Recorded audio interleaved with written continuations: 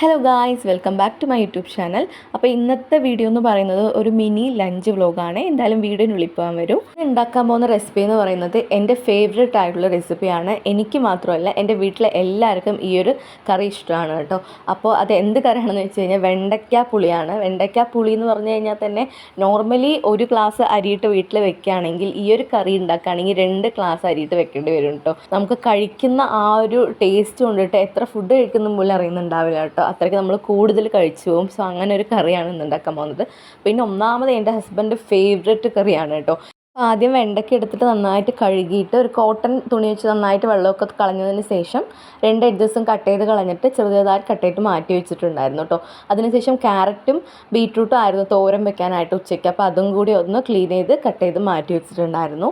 അതിനുശേഷം ചെറിയുള്ളിയും വലിയുള്ളിയും അതേപോലെ തന്നെ വെളുത്തുള്ളിയും കൂടിയിട്ട് അരിഞ്ഞിട്ടുണ്ടായിരുന്നത് നമുക്ക് ഉപ്പേരിക്കും അതേപോലെ തന്നെ കറി വെക്കാനായിട്ട് ഉള്ള ഉള്ളിയാണ് കേട്ടോ. അപ്പോൾ എല്ലാം ഫുള്ളായിട്ട് തന്നെ ഞാനെല്ലാം ക്ലീൻ ചെയ്ത് മാറ്റി വെച്ചു.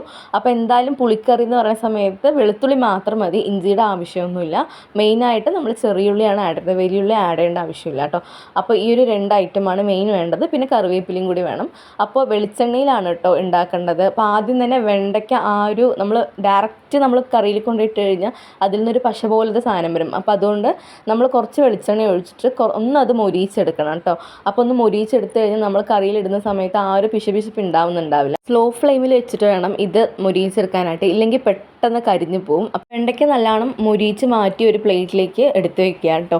അതിനുശേഷം ആ ഒരു സെയിം പാനിൽ തന്നെ കുറച്ച് വെളിച്ചെണ്ണ ഒഴിച്ചിട്ട് നമ്മൾ കറിക്ക് താളിക്കാനായിട്ടുള്ള ആ ഒരു സംഭവം ചെയ്യാനായിട്ട് പോവാണ്. അപ്പോൾ വെളിച്ചെണ്ണ ഒഴിച്ചതിന് ശേഷം കടുക് കുറച്ചിടുക, അതിൻ്റെ കൂടെ തന്നെ ഉലുവയും കൂടി ഇട്ടിട്ട് നന്നായി പൊട്ടിച്ചെടുക്കണം കേട്ടോ. ഞാനിതിൽ ഉലുവ ഇട്ടിരുന്നു കേട്ടോ, പക്ഷേ ഇത് വീഡിയോ കാണിക്കാനായിട്ട് വിട്ടുപോയി. അപ്പോൾ അതുകൊണ്ട് തന്നെ എന്തായാലും ഉലുവ ഇടണം. അതിനുശേഷം വെളുത്തുള്ളി ഇട്ടിട്ട് പിന്നെ ചെറിയുള്ളി കറിവേപ്പില ഇട്ടിട്ട് നന്നായിട്ട് ഒന്ന് റോസ്റ്റ് ചെയ്തെടുത്തിട്ട് നേരത്തെ മാറ്റി വെച്ചിട്ടുണ്ടായിരുന്നില്ല ആ ഒരു വെണ്ടയ്ക്ക, അതും കൂടി ഇട്ടിട്ട് നന്നായിട്ട് റോസ്റ്റ് ചെയ്ത് കൊടുക്കുക.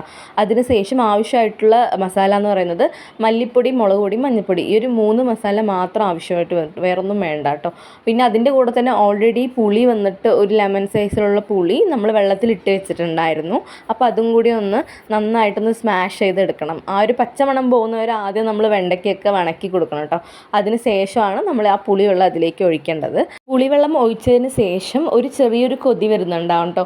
ആ ഒരു സമയത്ത് ഒരു മീഡിയം തക്കാളി ഒന്ന് ചെറുതായിട്ട് കട്ട് ചെയ്തിട്ട് ആ ഒരു തക്കാളിയും കൂടിയിട്ട് ആ ഒരു മസാലയിലേക്ക് ആഡ് ചെയ്തിട്ട് നന്നായി അടച്ച് വെച്ച് വേവിച്ചെടുക്കുക കേട്ടോ.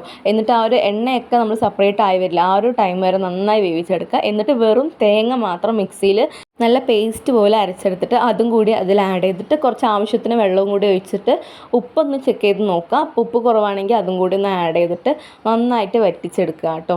അവസാനം പിന്നെ നമ്മൾ കുറച്ച് കറിവേപ്പിലയും തൂക്കിയിട്ട് അത് ഇറക്കി വെക്കുക. എന്നുണ്ടെങ്കിൽ കുറച്ച് വെളിച്ചെണ്ണയും കൂടി മേലെ ഒഴിച്ച് കൊടുക്കുക കേട്ടോ. അങ്ങനെ ഒഴിച്ചിട്ട് മൂടി വയ്ക്കുകയാണെങ്കിൽ നമ്മുടെ പുളിക്കറി വെണ്ടയ്ക്ക പുളി റെഡിയായി. അതിനുശേഷം നമ്മൾ ഉപ്പേരി വെക്കാനായിട്ട് വലിയുള്ളി, പച്ചമുളക്, കറിവേപ്പില, അതേപോലെ തന്നെ കടുകും കൂടി താളിച്ചിട്ട് നേരത്തെ വെച്ചിട്ട് അരിഞ്ഞ് വെച്ചിട്ടുള്ള ആ ഒരു പച്ചക്കറിയും കൂടി ഇട്ടിട്ട് നന്നായിട്ട് വേവിച്ചെടുക്കുക കേട്ടോ. ഞാൻ കുറച്ച് തേങ്ങ അതിൽ ആഡ് ചെയ്തിട്ടുണ്ട്. എന്നിട്ട് ഉപ്പേരിയൊക്കെ സെറ്റാക്കി എടുത്തു. ഞാൻ ഡയറ്റിലായതുകൊണ്ട് അതിനനുസരിച്ച് പോലെ ഫുഡ് കഴിച്ചിട്ടുണ്ടായിരുന്നു കേട്ടോ. എന്തായാലും ഈ ഒരു വീഡിയോ ഇത്രയേ ഉള്ളൂ. എല്ലാവർക്കും വീഡിയോ ഇഷ്ടപ്പെട്ടിട്ടുണ്ടാവുമെന്ന് വിചാരിക്കുന്നു. ഇഷ്ടപ്പെട്ടിട്ടുണ്ടെങ്കിൽ സബ്സ്ക്രൈബ് ചെയ്ത് ലൈക്ക് ചെയ്ത് ഷെയർ ചെയ്ത് എന്തായാലും സപ്പോർട്ട് ചെയ്യുക. പിന്നെ പുതിയൊരു വീഡിയോ ആയിട്ട് വീണ്ടും കാണാം കേട്ടോ. അതുവരെ ബൈ ബൈ.